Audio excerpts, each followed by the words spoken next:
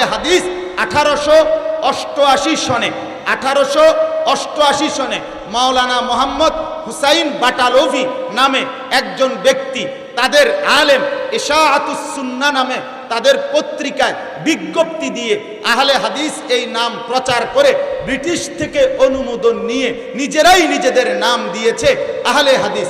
প্রথম বলছে আমাদের পরিচয় আমরা মুয়াহিদিন, এরপরে দেখছি এটা চলে না, এরপরে বলছে আমরা মুহাম্মদি, এরপরে দেখছি এটাও চলে না, এরপরে বলছে আমরা গায়রে মুকাল্লিদ, দেখছে এটাও ভালো করে বোঝে না, এরপরে বলছে আমরা লা মাযহাবি, বলছে না এটাও বোঝে না, এরপরে বলছে আমরা আহলে হাদিস, সর্বশেষ এখন আইসা বলে আমরা সালাফি।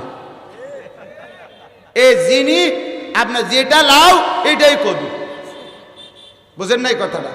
লাউ আর কদু দুইটা না, একটাই, এই যেটা লাউ এটাই কদু, এইটাই। একবার বলছে মুয়াহিদিন, একবার বলছে মুহাম্মদি, একবার বলছে গায়রে মুকাল্লিদ, একবার বলছে লা মাযহাবি, আরেকবার বলছে আহলে হাদিস, আরেকবার বলছে সালাফি। একই হিসাব সবগুলো মিলাইয়া এক কথা, সিদ্ধান্ত একটাই, এই ভারতীয় উপমহাদেশে একজনকে দাঁড় করায় দিছে, তুমি অস্বীকার করো মুহাম্মদ শেষ নবী না। একজনকে দাঁড়ায় দিছে, তুমি বলে দাও মুহাম্মদ সাল্লাল্লাহু আলাইহি সাল্লামের জাতের ব্যাপারে অগণিত প্রশ্ন দাঁড় করিয়ে এখানে উম্মতকে ভাগ করে দাও।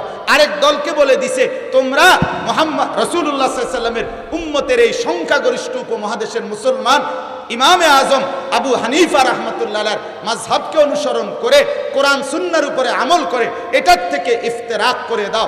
করতে গিয়েই আহলে হাদিসের এই নাম প্রচারণা করে আজকের পৃথিবীতে চালাচ্ছে। কিন্তু ইনশাআল্লাহ এটা নিশ্চিত উলামায়ে দেওবন্দ, আকাবিরে দেওবন্দ, উলামায়ে আহলে সুন্নাত ওয়াল জামাতের শেষ ব্যক্তিটা পর্যন্ত এই পৃথিবীতে বেঁচে থাকা পর্যন্ত কোনোভাবেই কোনো দুশ্মনের ছদ্মবেশী কোনো নাম ব্যবহার করে এই উপমহাদেশে না সারা পৃথিবীতে টিকবে না কোনোভাবেই না ইনশাআল্লাহ।